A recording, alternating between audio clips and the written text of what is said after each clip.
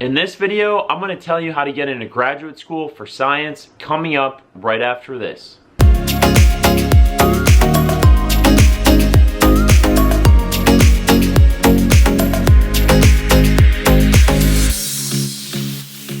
Hello guys, welcome to my channel Adventure Ed, where I teach you how to enjoy nature and I teach you about nature.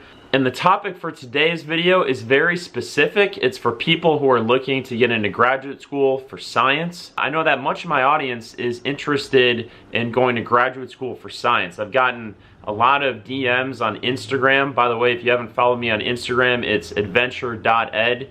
You can do that. I've gotten a lot of DMs on Instagram and a lot of comments on my YouTube videos asking me about careers in biology and asking me for tips to go to graduate school for science.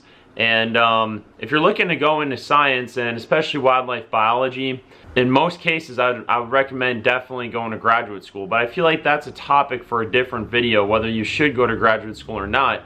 But let's say you've already decided that you want to go to graduate school and you're looking for some tips on how to get into graduate school. This video is for you.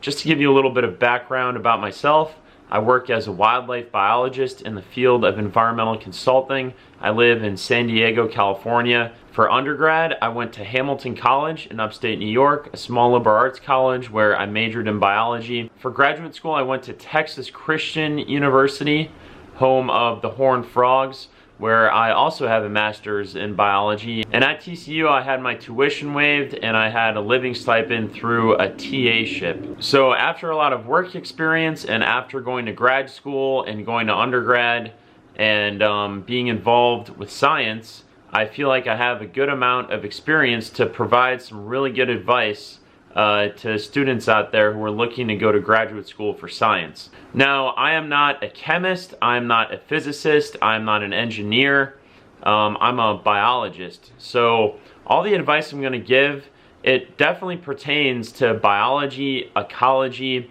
wildlife biology, but I really think that almost all of the tips I give also apply to going to graduate school for other sciences that are not biology, like chemistry and physics. So even if you're, in some other type of science that's not biology, I really think that a lot of information in this video is going to be useful for you. My biggest, most important piece of advice is actually at the end of the video, so make sure that you watch all the way till the end. My first piece of advice to get into graduate school for science is to get good grades. Now, that might be obvious, but it's also not so obvious because I think a lot of people, they ask me, hey, like, do I need to get straight A's to get into graduate school, or do I need A's and B's? Well, generally, the better grades you get, the better your chances are of getting into graduate school, of getting a deal for a TA-ship, or getting, a package where your tuition's covered. Basically, of course, top graduate schools will demand better grades than more mid-tier graduate schools. You might hear from people, oh, it doesn't really matter what grades you get exactly in college to get a job. In the long run, it doesn't really matter. I mean, to be honest, yeah, 20 years down the line, when you're already deep into your career and you're applying to another job, in most situations, they're not gonna care what grades you got in undergrad or graduate school. But it definitely does matter to get into graduate school, and for some people this advice might be a little bit late because maybe you're already graduated from undergrad. So sure, yeah, there's nothing you can do about that. But if you are not yet graduated from undergrad and you still have some time left to bring up your GPA, make sure you work your hardest you possibly can. So yeah, just work hard, focus, manage your time. I know social life is important, extracurriculars are important in undergrad, but do your very best to get your best grades. All right, my second piece of advice is to get a good GRE score. Now the GRE, in case you don't know what it is, it's basically the SAT for graduate school. It's very similar to the SAT in many ways. They got a math part, they have a verbal part, and it's hard. It's a hard standardized test. It's not as hard as other standardized tests out there like the LSAT and the MCAT, but if you study for it, you could potentially improve your score a lot. So I would study for it, I would practice for it, because you want to get the best GRE score that you possibly can. It really depends on the school, depends what exact program you're looking to go into in graduate school. Some of them will put more emphasis on the GRE than others, but again, just like having a good GPA will open up more doors for you down the line, graduate school, having a good GRE score will open up more doors. And you know, there's online prep classes that you can take. There's you know, a million vocab words that you can study for the verbal portion. Me personally, I'm naturally really bad at standardized tests, but I know that if I put in the time and work hard, I can improve my score, and that's what I did on the GRE. You should definitely put in at least a few months of preparation for the GRE before you actually take it. Okay, so my third piece of advice is to get as much experience doing scientific research and doing professional scientific things as you can. I actually took 2 years off between undergrad and graduate school, and I worked. I got some really good wildlife technician field experience before I applied to graduate school, and I definitely think that having those opportunities helped build my resume for graduate school. I could just tell when I was meeting with my future graduate advisors that they were really interested in hearing what fieldwork experience I had. It really boosted my resume, really made things look a lot better. So, and if you're one of those students who is graduating with a lot of debt and student loans and you have no choice but to get some job experience before you go to graduate school, then that actually would work out pretty well, because you could start off paying off some of your student loans for a couple years, and then you would also have some good job experience to put on your resume. In my opinion, it's definitely not a disadvantage to take a couple years off between undergrad and graduate school to gain some more job experience. And if anything, it should be an advantage as long as you fill that time with some solid job experience or solid research experience. My next piece of advice is you need to make a good resume.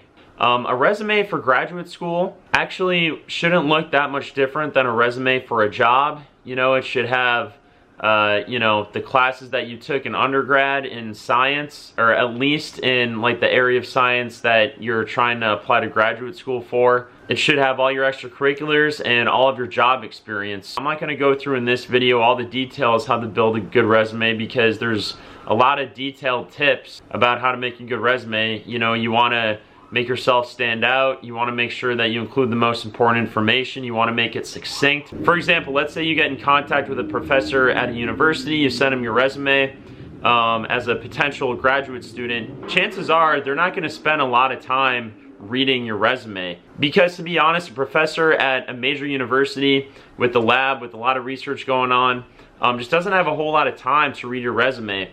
He or she might be getting maybe like 100 emails per day from 100 different potential graduate students. So you really want to put a lot of effort into making a good, succinct resume that will stand out if, you know, that professor just kind of glances over your resume. And that really kind of touches on a more general point, which is if you're looking to go to graduate school for science, so you're looking to get a master's in biology or chemistry or physics, any of the basic sciences, the whole process is kind of like applying for a job. You know, you're reaching out to professors, you're seeing what opportunities they have. The way that it works is professors are looking for graduate students to do their research. Sometimes with a PhD, but especially with a master's opportunity, usually what happens is professors, they get funding for a project, and then they want a graduate student to come into their lab and fill that role that they have opened up from that new funding to do that research. So professors are basically like an employer. They're looking for someone to come into their lab and work for them. And even though they're not paying you a real salary, most of these opportunities, and we can talk about this later, whether it's through a TA-ship or through the funding of the research, they will cover your tuition, and the research will be funded as well, but then they'll also give you a stipend, you know, just to live off of, just enough to get through graduate school. So that ends up being a lot of money, and they want to make sure that, you know, they hire someone who will essentially work not only as a student, but really as a good employee. So when you go through the process of, you know, getting into graduate school, you really kind of have to advertise yourself as like an employee. So if you're meeting with professors, you know, potential people who you'd be working with, you really want to present yourself well. You want to dress nicely. You want to, you know, talk nicely. Probably you want to put more effort into meeting with that professor than I put into this video. You know, you want to enunciate everything. You want to be, you know, politically correct. And you just have to have common sense and essentially treat, if you go to meet with a professor, you want to treat the whole thing as like a job interview. So as you're looking for opportunities to be a graduate student, or really sort of as an employee for a professor, what you really want to do is you want to think about the skills that you have, and you want to keep on building your skills. So essentially you're just going to build skills from taking classes. You might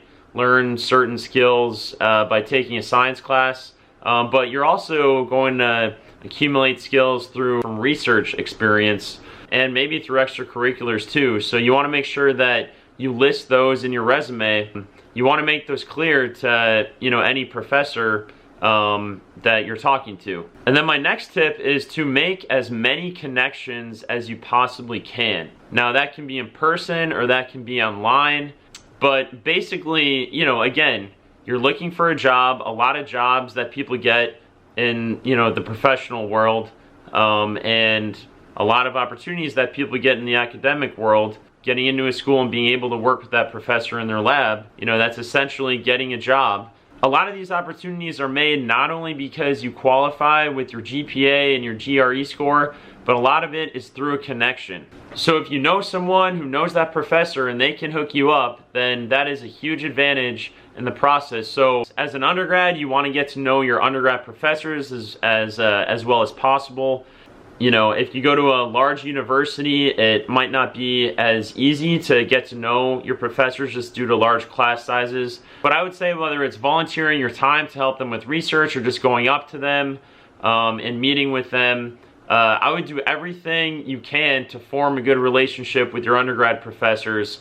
And then also anyone else who you work with in a volunteer experience, a research experience, or job experience, make some good relationships, because they can hopefully be a connection to maybe a graduate school professor. You know, just you want to keep on expanding your whole network of connections. Make a LinkedIn profile, which is, you know, the social network for the professional world, because, well, first of all, it's a good place to put your resume and all your credentials on so people can just look you up and refer to you pretty easily. But I've gotten job opportunities off of there, and I'm sure people have gotten set up with graduate school opportunities on there too. But then the other reason why you want to make really good connections and just really good relationships with people as you go through undergrad and right after college is you want to ask people for recommendations, because chances are you're going to need to submit some recommendation letters.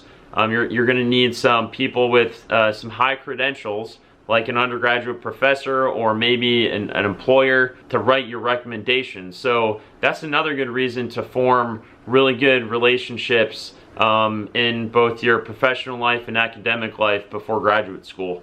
So I'm giving all these pieces of advice, and I still haven't really described like what exactly the whole process is when, you know, trying to get into graduate school. And basically it's not like applying to medical school, it's not like applying to law school, it's not like applying to undergrad. When you apply to undergrad or med school or law school, you don't have to meet with any professors, you don't have to look for certain specific opportunities in a lab. You just apply to a school based on your grades and your standardized test scores and, you know, your resume, and then that school decides to admit you just based off of how you are as a candidate on your application to that school. Well, graduate school, of course, is different. You are in contact with the professors well before you apply to the school. A lot of times you have a pretty good idea if you're going to get into that school just by talking to the professor. You know well ahead of time. You know, they'll look at your resume, they'll look at your GRE scores, they'll look at your transcript from undergrad. You might meet with them multiple times. You might talk with them over the phone. At some labs in the country, some professors actually require their graduate students to at least volunteer in that lab before they accept them as a graduate student. And that's just because professors want to make sure that that graduate student is capable of actually doing work in their lab. So basically what the process looks like to try to find the right lab for you going to graduate school is you're just going to be on the computer a lot. You're going to be online just looking for opportunities. You'll be looking at schools, you'll be going to department websites and seeing what professors are doing what research on department websites, and you'll be clicking around, seeing what interests you. And I would go on to a lab website that a professor has and read about the research and everything. A lot of times professors will advertise specific openings, and basically what you just got to do is you got to send out emails just saying that you're interested in opportunities that are already listed. If a professor has not listed any opportunities on their website, basically you just got to send an email just saying that you're interested in case any opportunities come up. And what you got to do is, this gets to my next piece of advice, is you got to get good at drafting cover letters. And what you're going to do is you're going to have that cover letter, and you're not going to send out the same exact cover letter for every single professor to every single lab that you're sending an email. And you'll have to make slight alterations to that cover letter based on what opportunities you're looking for, what opportunities you're asking about. And you might end up sending hundreds of emails. A lot of times professors won't reply to you, a lot of times they will. Now, I'm not going to outline how to make a good cover letter. That is another whole detailed subject. Writing cover letters might seem pretty simple, but it's not the easiest thing to do in the world. Again, you want to make sure that you advertise yourself, that you're not too long, you're not too complicated. You want to get the point across, but there are definitely resources out there that you can get good tips on writing cover letters. But yeah, basically you just gotta keep on looking on the internet, seeing what opportunities are out there. Just cast a wide net. And another good piece of advice that I have is try to meet professors in person. Now, you could do that by either emailing them and asking them if they can meet at their university if you're going there to meet them. Or another thing you could do is you can actually go to a scientific conference. So in my case, I knew that I wanted to do something with birds in graduate school. So what I did was I went to the American Ornithology Union Conference, which happens every year. It's ornithologists from all over the country. They'll give their scientific talks. It's for a week. It was pretty expensive because I was no longer in school. This was after I graduated from undergrad, so I was not funded by a university, so all my costs to stay in a hotel and everything, I had to pay all of that myself, and it ended up being pretty expensive. So that's one thing I should warn you about, is a lot of these conferences, they're just, the expense of the whole thing is really expensive. You have to pay to get into the conference, which is expensive. And then of course, if you're going to travel to a place, you have to stay in the hotel and everything. And for that conference, I just paid the fee for the conference pretty much. I stayed at family's house. So I was lucky in that case, but that is one disadvantage if you have to pay for a conference for yourself. But maybe you can figure out some way to get it paid for. Maybe you're going to go to a conference anyway to present like undergrad research. But basically my advice is if you do go to a conference, go there to meet people and make connections. I've had some professors tell me, like, you're there really to like respect everyone's research. You don't want to be too pushy to like be looking for jobs and stuff. But my personal advice is I would try to meet as many people as possible, and I would actually email professors that you know for a fact that you want to meet at the conference. Let's say it might be 10 or 20 professors that you want to find at the conference and introduce yourself. I would actually email them ahead of time and just say, listen, my name's so-and-so, I'm from here, this is what I'm interested in. I would like to come to your talk, while you have it at the conference. I would like to find you and meet you, pass on any information you need, give you my card or my resume or whatever. And, a lot of that stuff, no one actually wants in-paper resumes these days. They just want you to email them your resume. So yeah, conferences are just a great way to make connections, not only for graduate school, but for jobs as well. And I would say that if it's not too much to do and not too expensive, I would go to a conference and I would take advantage of every moment at that conference to try to build your connections and learn about as many opportunities as you possibly can. Now I'm getting into some of my most important advice in this whole video. And one of the last things I have to say is that when you are looking for opportunities in graduate school, don't worry so much about the specific research opportunity or what the specific topic of research is about. What you really got to worry the most about is who is your graduate advisor. Because the most important thing in graduate school is that you have a good relationship with your graduate school advisors. With the professors who are directing you in your research, you need to have a good relationship with them. I would say that you should be friends with them. They don't have to be your best friend, but you should be able to feel comfortable around them given pretty much whatever subject. Like, you should be able to feel comfortable asking them, you know, whatever type of question you need to in your work. I was really lucky to have some amazing graduate school advisors who I got along really well with in graduate school. I honestly never had any problems with my advisors for my research in graduate school. I shared a lot in common with them. You know, I liked watching TCU football. They liked watching TCU football. I could talk about that with them a lot. I loved being out there with them in the field. We could joke around about a lot of stuff, and we were just on the same page about pretty much everything. When it came to the work, I felt like because they liked, you know, because they got to know me so well, and they really appreciated, you know, who I was and my character, I think that really made them feel more comfortable reaching out to help me with whatever I needed. I graduated from graduate school almost 5 years ago now.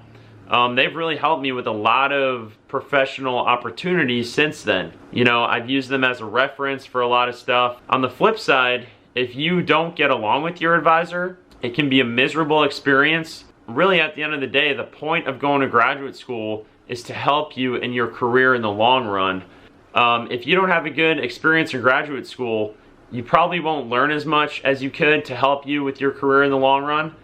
And like you won't learn as many skills maybe, but then also that person is less likely to help you out as much later on in life when you need them to help you. So what I would do when you're applying to graduate school is make sure that you have an opportunity with a person who you think you will have a good relationship with. Part of the way you can do that is not only by meeting with them in person, but also contact some graduate students. You know, you can find them on the lab website or whatever. Just go out and contact them. You know, you can email them or find them on social media or whatever, and just honestly say, hey, you know, did you have a good time doing research in this advisor's lab? Like, I just kind of want to know what it's like.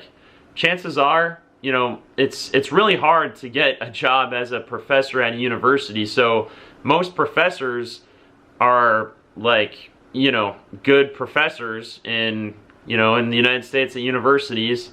Chances are those graduate students will give them good reviews, but you know, you never know. If a graduate student gives kind of a really bad review and a really strange, you know, review of their graduate school advisor, then that's something you should really think about and take note of. I would ask multiple graduate students from a lab. I think it's really a smart thing to do because I got lucky that I had some really awesome graduate school advisors. Not everyone is, but I think, you know, it can be avoided if, you know, you talk to some former graduate students from that lab. And again, when it comes to what research you want to do in graduate school, that should really come secondary compared to who exactly your graduate school advisor is. Because also, whatever research you do in graduate school, you're just going to do that in graduate school. You don't actually have to do that later on in life. If you want to be a professor, you know, you want to go and get a PhD and be a professor and do academic research for decades in the future, you know, you don't have to do it on the same exact subject that you did as a PhD. And if you go into industry, even if you don't do your dream research in graduate school, well, maybe having good graduate school advisors and doing a good job on your research will help you get a job that will be your ideal job where you are doing your ideal type of research. In my situation, I wanted to do research on just birds, and I ended up doing research on aquatic ecosystems with a little bit of a bird component, but the main focus was on insects in aquatic ecosystems. And it probably, to be honest, it wasn't my first choice of research, but what really made the experience pretty awesome was my advisors. You know, I also kept an open mind. My project ended up being really interesting. And then the last thing I will say is, when you go to graduate school, obviously your advisors matter a ton, the prestige of the school matters. Basically, you just overall want to think about why you are going to graduate school, and really the reason should be is to get a job after graduate school and to help you in your job for, you know, a long time after graduate school. So if you're thinking you want to be in a certain part of the country or a certain part of the world, well, maybe it might make sense to go to graduate school in that area of the world. You just kind of want to, you really want to think long term about your career, what's going to help you get a job and where. You know, think about the location, think about the prestige of the school, the prestige of the lab, you know, who your advisors are to help you getting a job. Thank you very much. That is all the advice I have to get into graduate school. Before I go, I just want to advertise my very first sponsor on this YouTube channel, which is called Plover Robes. And they make robes and hats. Here's one of their hats. They also make these robes, which I'm wearing one right now. It's a brand new robe company. They're not bathrobes. They are just kind of fun robes, as you would say. I live right near the beach in San Diego, and I love wearing it to the beach because in San Diego, oftentimes it'll be like, you know, about 70 degrees before the sun sets. You can be in your swimsuit, but then once the sun sets, it might go down into the 50s and you get chilly. Well, I can just slip on this robe and it keeps me warm. I have to imagine that there might be a lot of college kids watching this video. This is a really good robe to have during spring break. They're just amazing robes. The material, it's very comfortable, and they have all these interesting designs. Anyways, again, if you have any questions, please post in the comments below. This video, obviously, for many people was kind of boring. It was for a very specific audience, but I'm making many more nature videos about bird watching, nature, science. Peace out.